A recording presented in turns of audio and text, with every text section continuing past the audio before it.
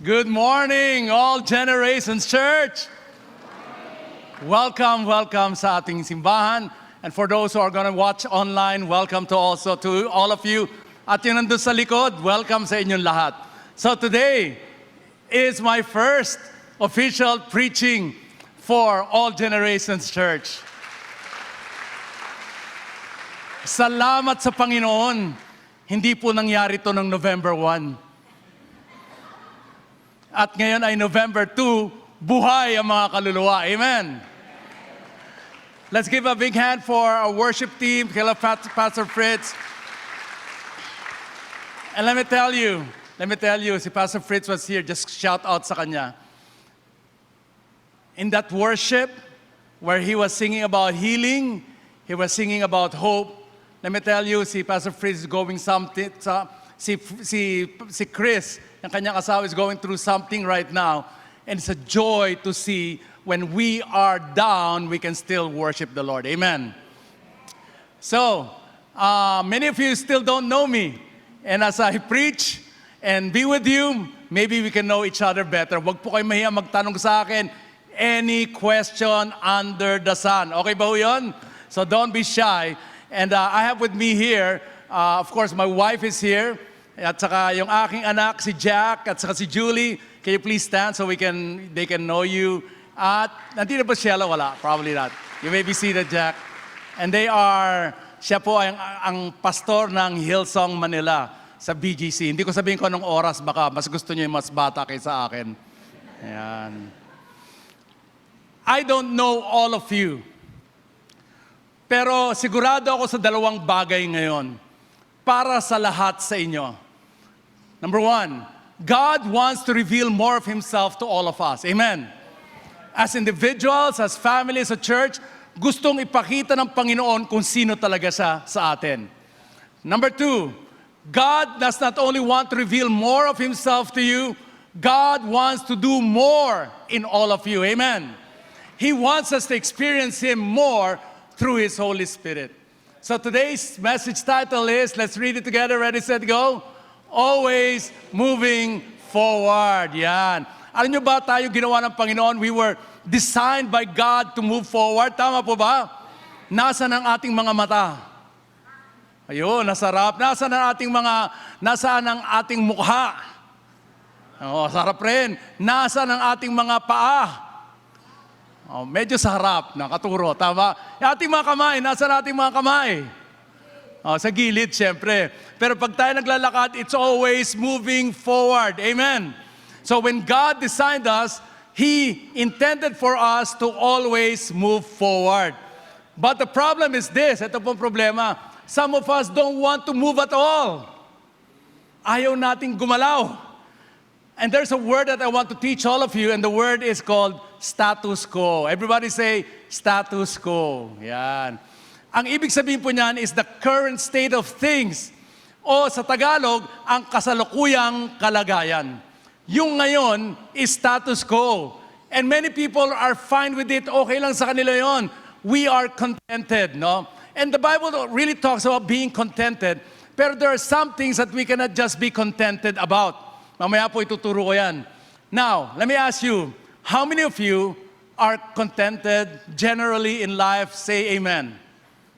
Meron rin 4 na sumagot, no? Yung iba, hindi ba? Okay.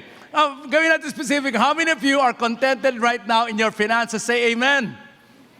Meron rin. Ayun nyo nung yumaman. Okay rin yun. No? How many of you are contented in your love life? Say amen. Oh, I hope yung mga nagsalita, mga married. No? Lahat ng single, are you contented with your love life? No.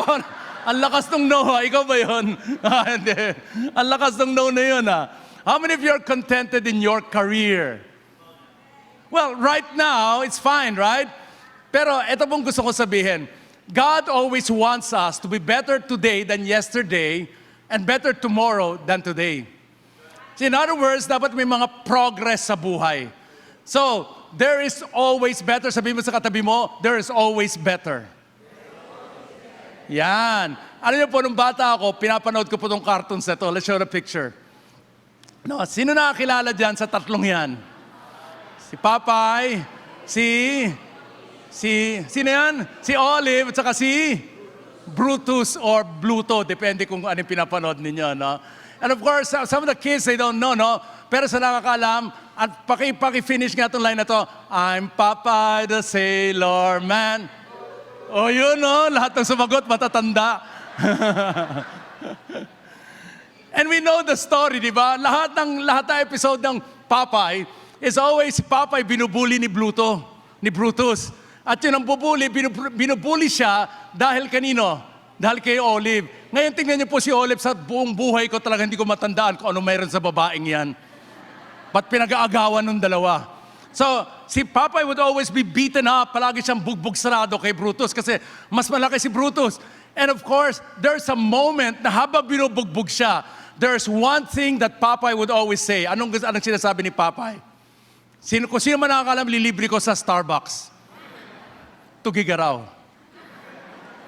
Dalawa Starbucks doon, baka hindi nyo alam. Anybody knows? He'll say, it's all I can stand, and I can stand no more. Yan ang sinasabi niya.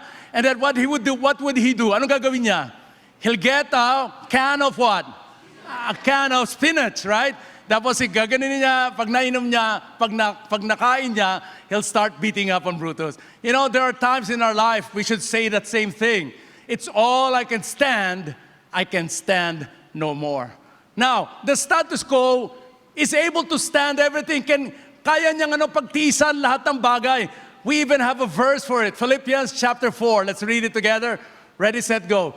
Not that I was ever in need. By the way, ito yung magandang contentment. Merong contentment na hindi maganda. Ito yung magandang contentment. Verse 11, not that I was ever in need. Continue, everyone. For I have learned how to be content in everything, whatever I have. I know how to live on almost nothing or with everything. I have learned the secret of living in every situation, whether with a full stomach or empty, with plenty or little, for I can what? Do everything through Christ who gives me strength. Now, lagyan natin ng context ito. Si Pablo was saying, sa totoo lang, hindi ko kailangan yung binibigay ninyo. Kasi meron namang nagre-reklamo. Sabi niya, the truth is, alam ko how to be rich, how to be poor. And whether I'm rich or poor, sabi niya, I'm going to do the will of God. Because my strength is not from people, my strength is from whom? Kanino galing? Kay Lord. And He's saying, if you guys are going to help, tumulong kayo. Sabi niya, I'm not making parinig, no? I will not manipulate you. I will not give you the guilt trip and tell you you're going to hell if you don't help. God knows exactly, ito yung sinasabi ni Pablo, what I am going through, and He's not surprised. He never says, I don't know what to do. Hindi niya sinasabi, nako, kawawa naman si Pablo, problema, wala akong magawa. The Lord will never say that because God is always God who has a plan. Amen. Sabihin mo sa katabi mo, merong plano ang Panginoon sa iyong buhay. And He's able to do something about any of the things we are going through. And if nothing is happening, guess what? Kung wala tayong nakikita, mas lalong gumagawa ang Panginoon. Kahit kung wala tayong makita, nandyan siya gumagawa. We can be contented right now. That's the good contentment. Yan yung good na kontento siya sa buhay. Now, it doesn't mean na hindi na tayo maghahangad ng mas mabuti. Tama ba? Hindi porke kontento tayo, doesn't mean that we can't be better. When we are contented, we can be contented right now, pero hindi ibig sabihin na hindi na tayo mananaginip o mangangarap. We can be contented right now, and it does not mean that we will not work for a better future. Pero katulad ni Juan Tamad, hindi po ako maghihintay na bumagsak yung bunga. Kilala niyo ba si Juan Tamad? Yes. Julie, do you know Juan Tamad? In English is John. Baka kilala niya. Si John Tamad. Yan ang kanyang pangalan. At siya naghihintay lang bumagsak ang bunga. But I believe this very important truth. God does His part and we do ours. Amen. So, amen. Yan. Okay, punta po tayo ngayon sa 2 Kings chapter 6, 1 to 7. 2 Kings chapter 6, 1 to 7. Kanina binasa na sa Tagalog, ngayon naman po ay sa English. Let's read it together. Ready, set, go. one day, the group of prophets came to Elisha and told him, as you can see, this place where we meet with you is what? Wow, sa mga basketball players, anong sign ng too small? Diba, naka-layer, tama ba yan? Mga nagba-basketball. Diba, pag naka-shoot ka, tapos kailangan mo si Lebron, tapos na-shoot yung bola, anong gagawin mo? Anong gesture mo? Gaganon ka para sabihin, you're too small. Well, everybody say, too small. Now, ang group of prophets, or in other translations, school of prophets, parang seminary to that was full of students who wanted to be prophets or prophetic, and then Elisha was the one teaching them. Well, sabi niya, one day, they came to Elisha, the master of the house, and then they told him, as you can see, now, ba't yung sinabing as you can see? Ito po sabihin ko, minsan, pareho yung tinitignan natin, pero magkaiba yung ating nakikita. Amen. For example, pogi ba o pangit? Maraming bulag po dito. Yan. Nanay ko nga hindi masabi. No. Yung misis ko lang pwede magsabi noon. No? Kasi medyo malabo talaga yung mata niya. Pareho yung nakikita nyo, pero pareho kayong tinitignan, pero iba yung nakikita. Well, they were in the same room, they were in the same building, both of them knew what was going on, but only the students knew what was really going on. So everybody say, too small again, too small. Sinong nakakita dito sa maliit na lugar? Sino nakakita? Si Elisha ba yung mga estudyante? Yung mga estudyante. And then I believe that the smallness they see, ito from my heart. When they saw it was too small, they were not complaining na masyado masikip. When they saw it was too small, they were not saying, I'm so uncomfortable here. Hindi ganon. They were saying too small because their group is growing, amen? They were growing, and soon there will be not enough room for growth. Amen. Everybody go say, we need room for growth. I believe that these young men were seeing that they were growing in number, and the facilities will not hold the addition. I love the church name, All Generations Church. Aren't you proud of the name All Generations Church? That means this church was built by the old generation, amen, and being run by the present generation, but we are now all working towards the next generation. Amen. That means our single-minded focus ay hindi yung manatili tayo so that we can be comfortable. Our single-minded focus is what do we need to do to reach the next generation? Without ignoring the old, without ignoring the present, our focus should be how do we reach the next generation? For all of us right now, our question will always be, how do we reach their friends, their barkadas? And we need to see that All Generations Church is also indeed for all generations. Now, I want to say something that's very important.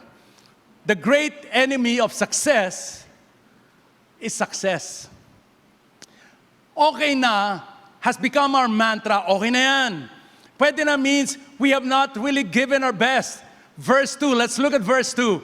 Let's go down to the Jordan River. Let's read it together. Where there are what? Plenty of logs. Ano yung logs sa Tagalog? Mga troso. There we can build a new place for us to meet. All right, Elisha told them, go ahead. Nakita niyo ba yung posture ng mga estudyante? They were respectful. Hindi sila yung demanding. And when they came with a perceived problem, ito mo maganda, hindi lang sila pumunta para magreklamo, pumunta rin sila doon para magbigay ng kanilang solusyon. Amen? No? That when we go into church, we're not just going to complain, we're not just going to criticize, that we can be a part of the solution instead of continuing to be a part of the problem. Amen? So that is the posture that we want to have. No? That we're able to listen to one another. They saw the problem and they came up with a suggestion, which was a great solution. So anong problema? They needed a new place. what was the solution? Let's all gather logs, sabi niya, and then we will build the new church. Or they will build the new building. They saw the problem, they came up with a suggestion, which was, as I said earlier, napakagandang solusyon sa kanilang problema. Now, what did Elisha tell them? Sa last line, basahin natin. Anong sinabi ni Elisha? O sige, di ba? Gawin niyo yung kailangan gawin. Good or not? Good or bad? Well, that was good, except that, verse 3, he says, someone suggested what? Please come with us. At least binigyan ng permission, pero merong kulang. Please come with us. Someone suggested, I will, he said, so he went with them. Ito po napakalaga. Bakit niya sinabihan si Elisha, sama ka sa amin? Bakit? Bakit niya sinabi kay Elisha na sumama ka sa amin? Because hindi siya mukhang sasama. Mukhang na, sige, I will pray for you. O sige, I will supervise you. O sige, you give the report, ha? Ganon. Tapos bigay mo sa akin kung anong resulta. Well, let me tell you right now, and then I'll talk about that later on, hindi lang dapat tayo nanonood, wag lang mag-supervise, we should participate. Amen. That we are not just spectators na nanonood. Tayo ay participants dito sa gawain ito. Now, I want to ask, is Beach here? Ayun, nandun sa pinakalikod. How many pastors do we have here? At yun, 1, 2, 3, 4, 5. Binibilang ko yung kanyang mga kamay, maliit talaga eh. 6. Wow, palakpakan sa lahat ng pastor. Mga pastors, can you please stand? We want to know who you are. These are the pastors. Only one is here. Okay, we have the pastors. Palakpakan po natin sila. Let me ask, Beach, hindi pa tapos. How many leaders do we have in the church? Yung sa board, ilan? Oh, 6 rin. Wow. And some of them are here. How many, sorry, ngayon lang ako nagtatanong, hindi ko na message sa iyo eh. So, how many life group leaders do we have? I think we can ask si Saul, not Saul. Sorry, bawal na po yung pangalan yun dito. The joke. How many?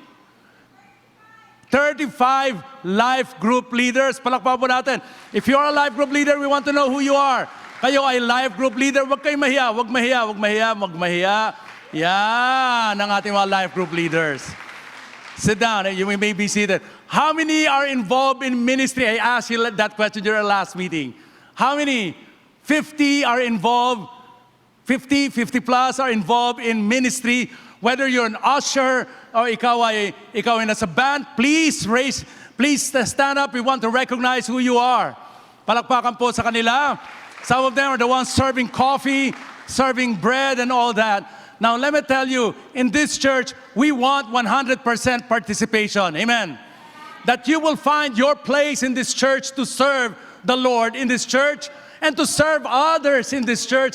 That my goal, well, not my goal, but I believe God's goal for all of us is to be able to participate in however we can. Well, guess what? If you're taking care of people, you are also doing pastoral work. So how many pastors do we have? Sabi ni Beach, 6? No, it's more than 30. It's more than 40 people who are pastoring or doing pastoral work. And all of you are important in the eyes of the Lord. If you are taking care of people, yes, we are helping Jesus build the church. Now, ito po nangyari. Amen. Ganda na, no? So, binigyan sila ng permission, and then si Elisha decided, okay, I will go with you. No, I will be there. And then, when they arrived at the Jordan, let's read it together, ready, set, go. When they arrived at the Jordan, they began what? Cutting down trees. But as one of them was cutting a tree, his axe head fell into the river. Oh, sir, he cried. It was a borrowed axe. Hiniram lang. Double jeopardy. Dalawa yung problemang nangyari. They were doing the work of the Lord. They were obedient to the Lord. They were doing it together. Lahat puro plus. Check. But something happened. What were the two problems? Anybody? Number 1, wag po kayo mahiya. You can answer. Ano po? Oh, the axe head fell. Ano ba yung axe head sa Tagalog? Ayan, palakol. Di ba? Yun yung Tagalog. Palakol. Hindi yung buong palakol, pero yung head ng palakol. fell into the river. What was the second problem? Ayun, utang lang. Ay, sorry, hiniram lang. Ilan sa inyo nahiraman tapos nawala?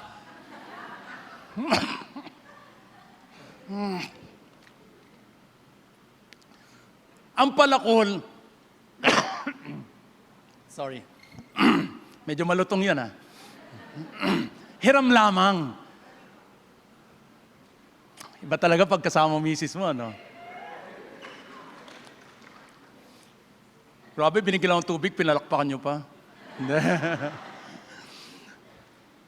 The two problems were yung ulo ng palakol nahulog sa tubig, pangalawa yung palakol hiram lang. I want to say this, God's work is not exempted from problems. In fact, problems arise the more we do for the Lord. The more we desire to do more for the Lord, the more problems can arise. Mas maraming tao, ano man yung gawin natin para sa kanyang kaharian, mas maraming opposition. Let me say, we are pastors dito po sa All Generation Church. And we are not blind. We know not everybody will like us. Not everybody will agree with us.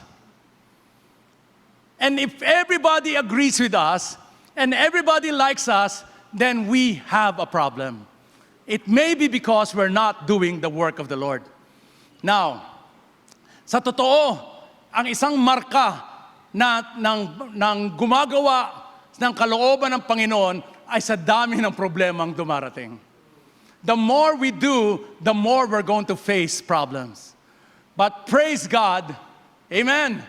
Praise God, Praise God that the man of God is with them. Tingnan po natin verse 6.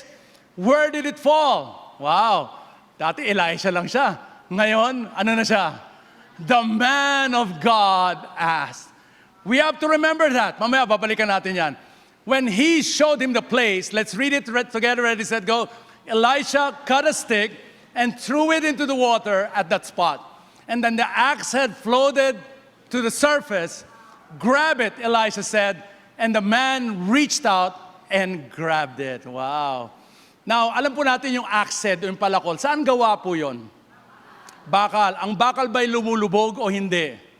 Lumulubog. Anong bakal ang hindi lumulubog? Barko. Tama ka.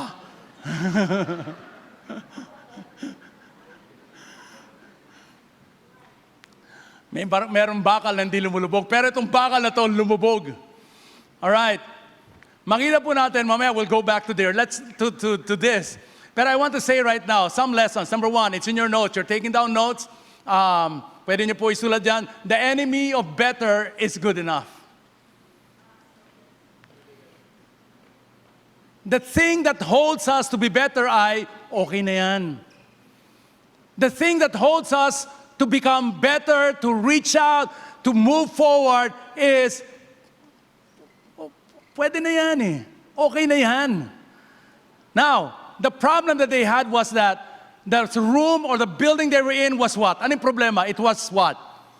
It was what? Yan, tama. It was not just small. It was what? Too small.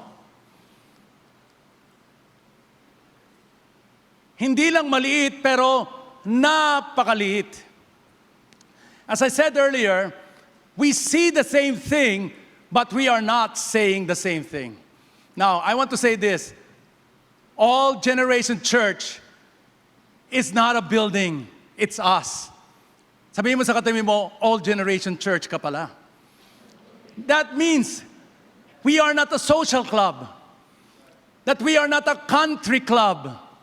That we are not SNR membership club.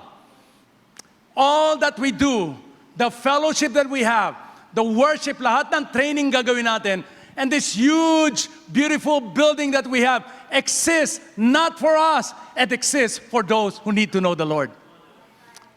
No, we are the only organization na ginawa ng Panginoon na the one who benefits. Now, of course, we all benefit, but it was really made, tayo po ay ginawa ng Panginoon, not for ourselves, but for others. for those who do not know the Lord. Now, we benefit by being trained, by being prayed for, but most of us, for the whole part, we are a church that exists for others, especially who do not know the Lord. Now, we don't exist for ourselves. We are here and we can pat ourselves on the back and we can say, good job. Nope. We are here for the Lord and for others. You see, people in the status quo, yung mga kontento na, they can be blind to the potential. Alam mo, hindi niya nakikita yung maliit. Hindi rin niya nakikita kung paano malaki. Sorry. Nakikita lang niya yung maliit. Hindi niya nakikita na pwedeng palakihin ng Panginoon. Amen. No, sabihin mo sa Panginoon, sabihin mo sa katabi mo, pwede ka pa palang lumaki. Hindi, wag yung sabihin yon. Iba ayaw nang lumaki. The problem is, nakakabulag ang success. You can be satisfied, but in a wrong way. Now, I'm going to give you a definition of the word vision. Are you ready? If you're taking down notes, you can write this down. A vision is a God-given picture of the future that we will passionately pursue until we see it happen. Now, importanteng phrase dyan is a God-given picture. Na ito ay galing sa Panginoon. I want to say a few things about mga binibigay ng Panginoon na vision para sa atin. It's always bigger than us right now. That's a vision. It's always bigger than you. And it's always greater than what we can do on our own. That is the vision of God. Kung kaya natin gawin, sabihin natin, gusto lang namin mapuno itong church, kayang-kaya yan. Pero if we want to reach out to multitudes, kung gusto natin makakilala yung mga kaibigan natin sa Panginoon, let me say, my son is here, always says this, our job as a church is not to transform you. Everybody say amen. O yung mga pastor dapat lakas nyo, ay nako, kala ko kami trabaho namin yon. Our job is not na magbago kayo dahil sa aming pagtuturo o sa worship. Our job is to simply present the Word of God, and God is the one doing the transformation. Amen. Now, we can train you as much as we can, and we promise to do that. We want to help you as much as we can, and we promise to do that. But in the end, it will be God, through His Holy Spirit, in the name of Jesus, who will transform us all. Amen. Alam niyo po, kung kaya lang natin gawin sa pamagitan ng ating kakayanan, baka masyadong maliit yung ating vision para sa Lord. That's why we are passionate about disciples and not just members. Ang problema, pag ikaw ay membro lang, anong hinahanap mo? Ikaw ay membro. You're looking for what?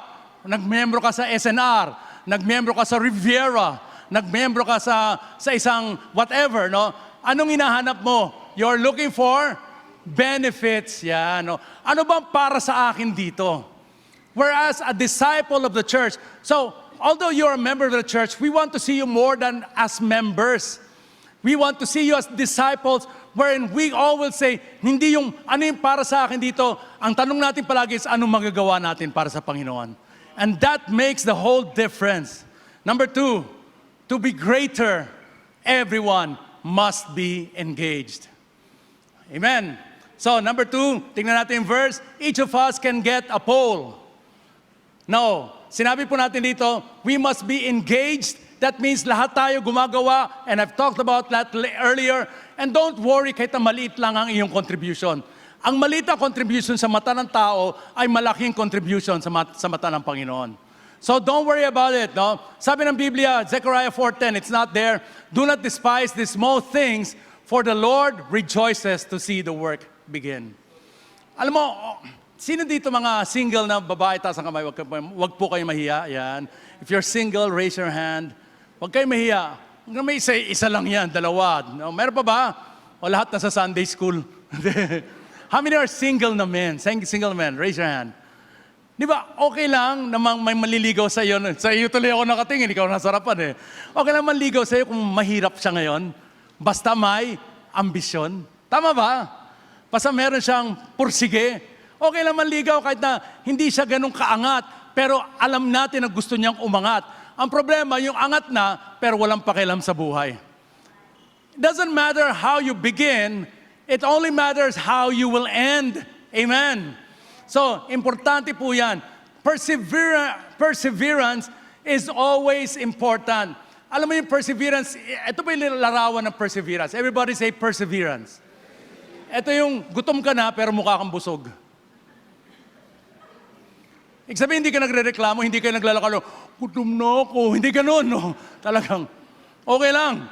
Pagod ka na pero high energy ka pa. Hindi ka, tama, ayan. Hindi ka nakatulog pero mukha kang bagong gising. Yung konti lang ang tao, pero ang feeling namin, Father of the multitude.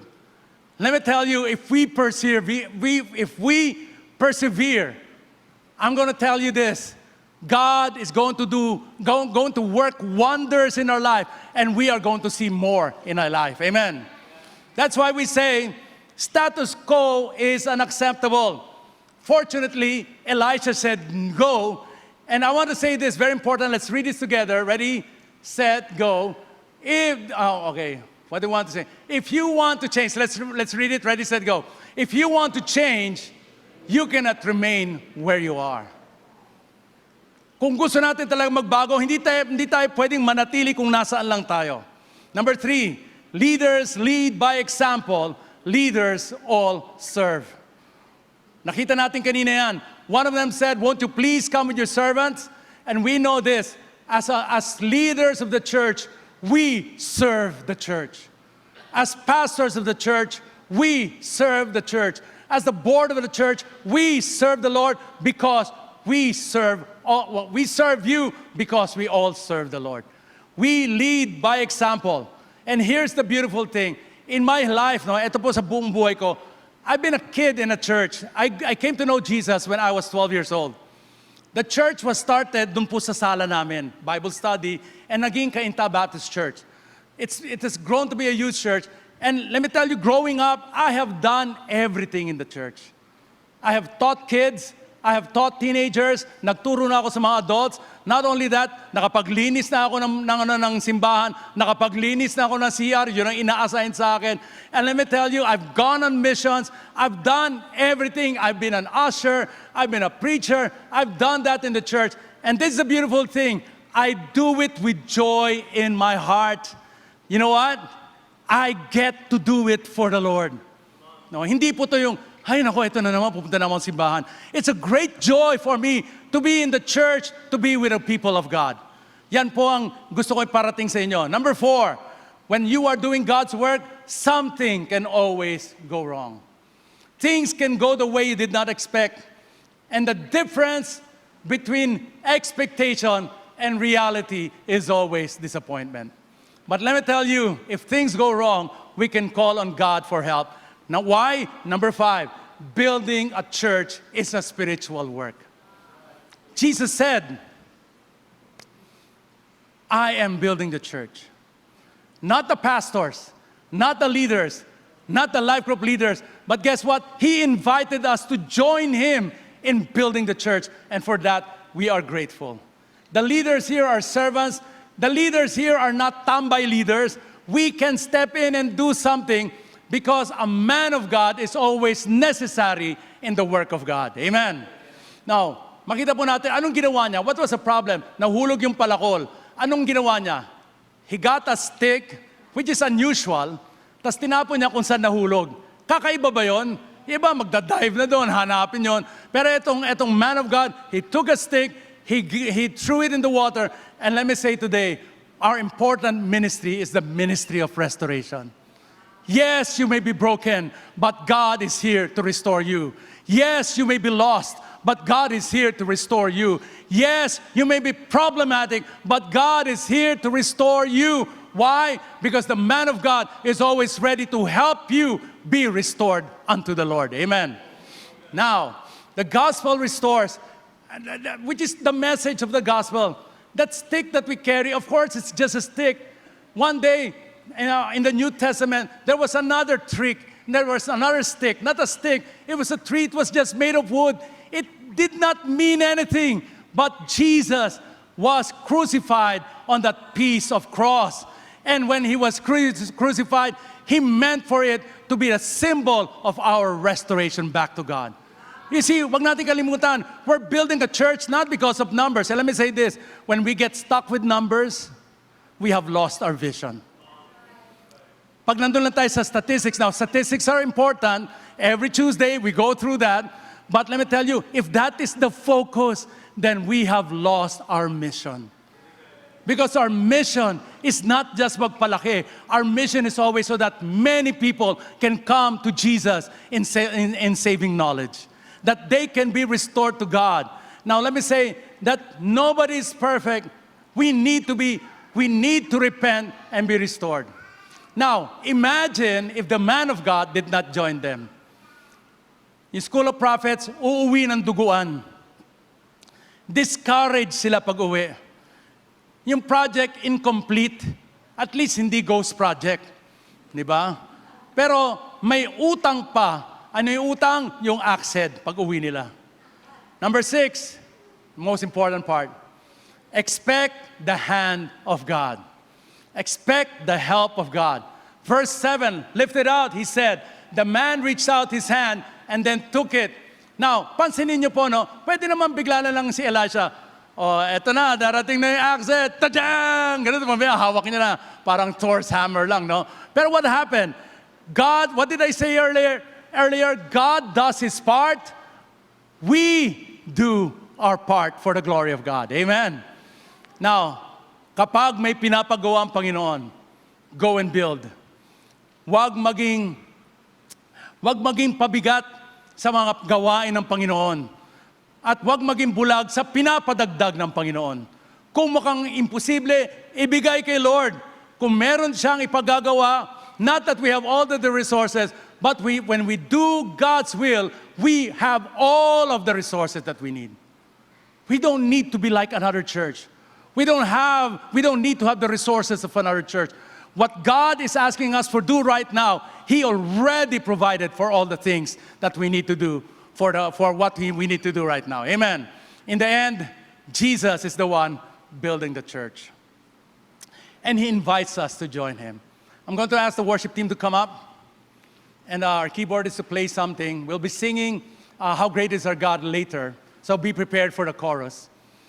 But today I want to ask people to stand up again.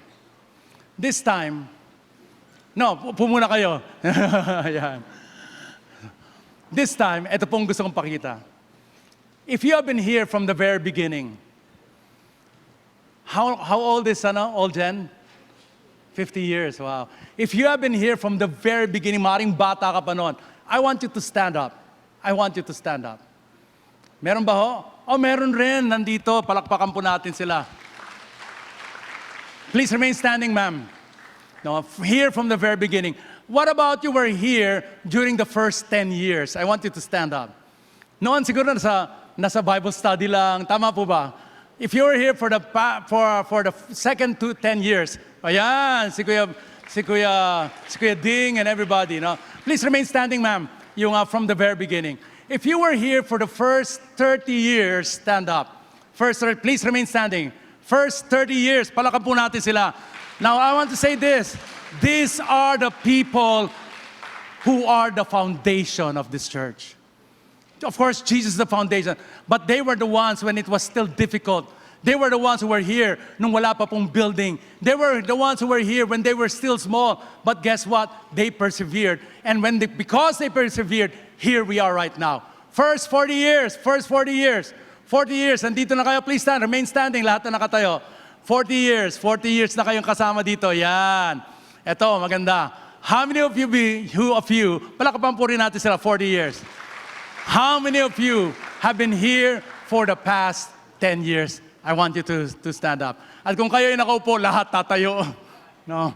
Kayo po you've been here for the past 10 years. I want you to rise up. I want you to stand where you are.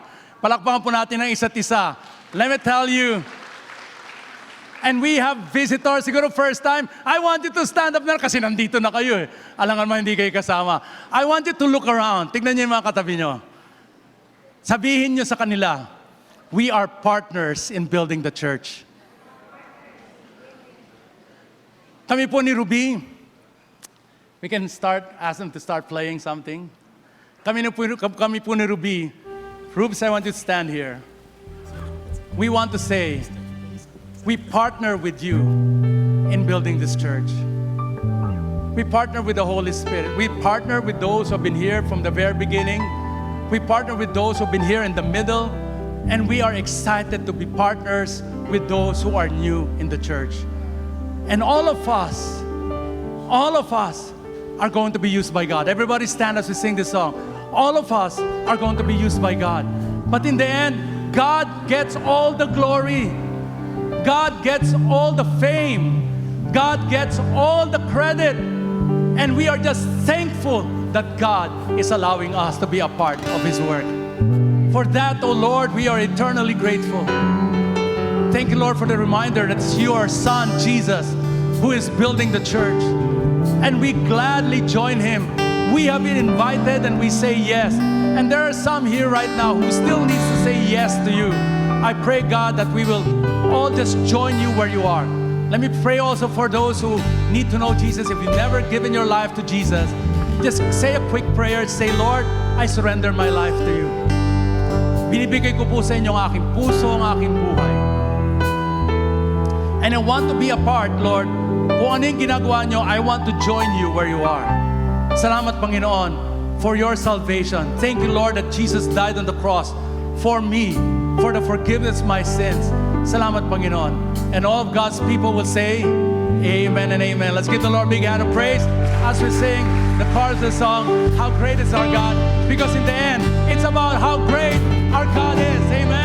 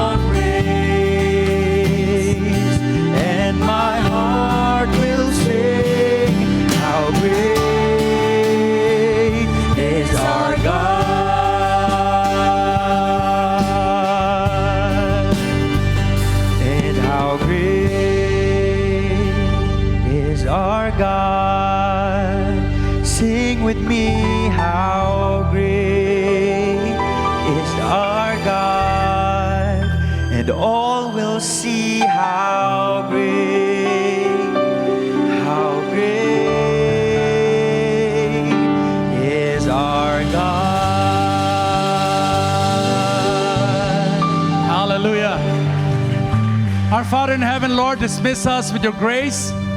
Dismiss us with your eyes. Para makita namin yung mga bagay na dapat namin makita. Para hindi lang kami nakatingin, pero kami ay gagawa. Salamat, Panginoon, for the grace that we have received to be the man and woman of God in this church. And as we leave this place, Father, bless us with your presence. To be the presence in our workplace, in our school, to be able to bless others because you have blessed us so much. In Jesus' name we pray, and all of God's people will say, amen and amen. God bless you. Maraming salamat po.